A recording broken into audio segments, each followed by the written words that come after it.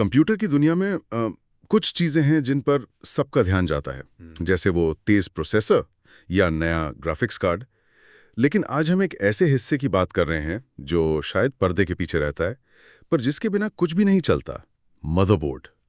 हमारे पास the essential computer motherboard guide से कुछ अच्छी जानकारी है, तो सोचा कि इस पर थोड़ी गहराई से बात की जाए। हाँ बिल्कुल, मदरबोर्ड को अक्सर कंप्यूटर की रीढ़ की हड्डी कहते हैं और ये बिल्कुल सही है। ये समझना बहुत ज़रूरी है कि ये आखिर करता क्या है और क्यों इतना इतना अहम है ये।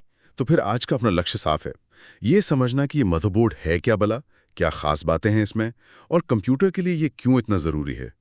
तो शुरू कहाँ से करें? ये सिर्फ एक बोर्ड है या कुछ और भी? देखिए, ये कंप्यूटर का मुख्य सर्किट बोर्ड है।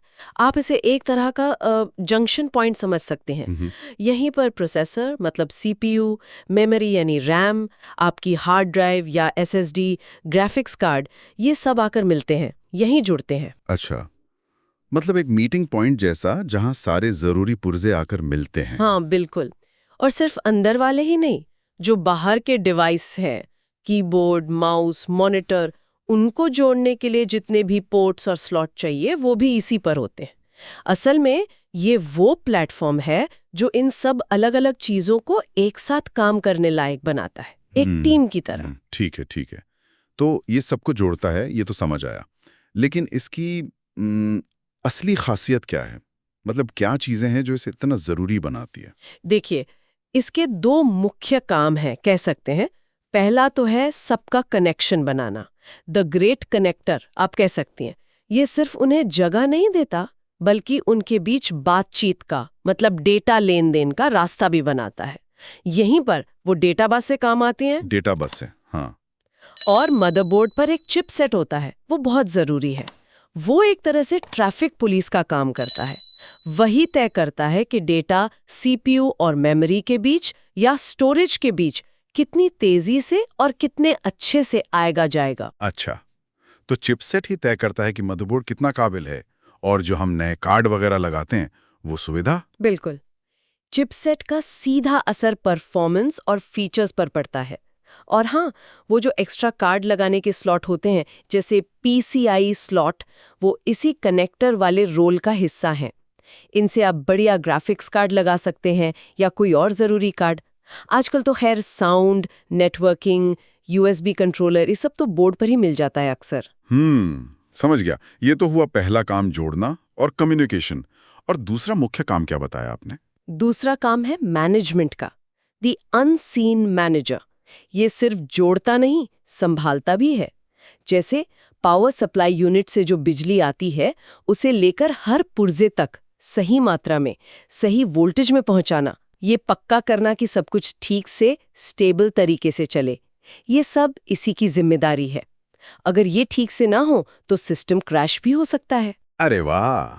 तो ये सिर्फ एक फिजिकल कनेक्टर नहीं है, ये तो इंटेलिजेंट मैनेजर भी है। ये देखता है कि सब कुछ सही सलामत चलता रहे। एकदम सही।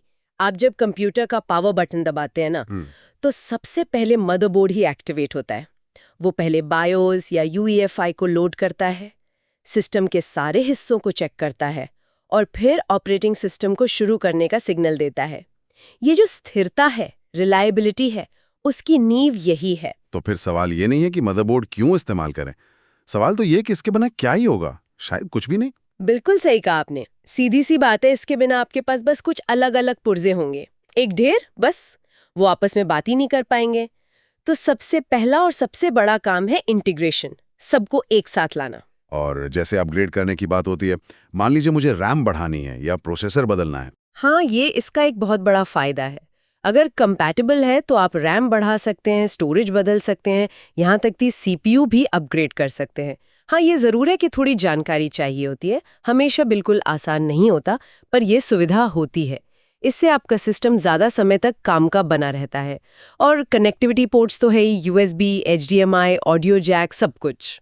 अच्छा, एक रोजमर्रा का उदाहरण लेते हैं। हाँ। जैसे मान लीजिए मैंने अपनी पेन ड्राइव लगाई कंप्यूटर में। हाँ। तो जैसे ही आप लगाते हैं, मदरबोर्ड उसे पहचानता है, उसे जरूरी पावर देता है, और फिर आपके ऑपरेटिंग सिस्टम और उस पेन ड्राइव के बीच डेटा ट्रांसफर का रास्ता खोल देता है। फाइल कॉपी करना या उससे कुछ चलाना, ये सब इतनी जल्दी और स्मूथली होता है कि हम सोचते भी नहीं। पर पीछे ये सारा मैनेजमेंट मदरबोर्ड ही कर रहा होता है। तो कुल मिलाकर मदरबोर्ड वो गुमनाम हीरो है जो सब कुछ एक साथ लाता है, सबसे बात करवाता है, सबको पावर देता है और सिस्टम को स्टेबल रखता है। इसके बिना कंप्यूटर सही में बस एक डिब्बा है जिसमें कुछ पुर्जे पड़े हैं। बिल्कुल, ये सिर्फ एक कंपोनेंट नहीं है, ये वो बुनियाद है जिस पर आपका पूरा डिजिटल एक्सपीरियंस टिका है। और हाँ, यहाँ एक सोचने वाली बात छोड़ जाते हैं।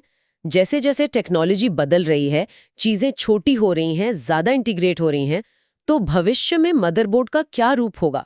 क्या वो और छोटे हो जाएंगे, इतने छोटे कि दिखें भी नहीं, या शायद वायरलेस टेक्नोलॉजी उनकी कुछ भूमिकाएं ले लेगी? ये देखना दिलचस्प होगा।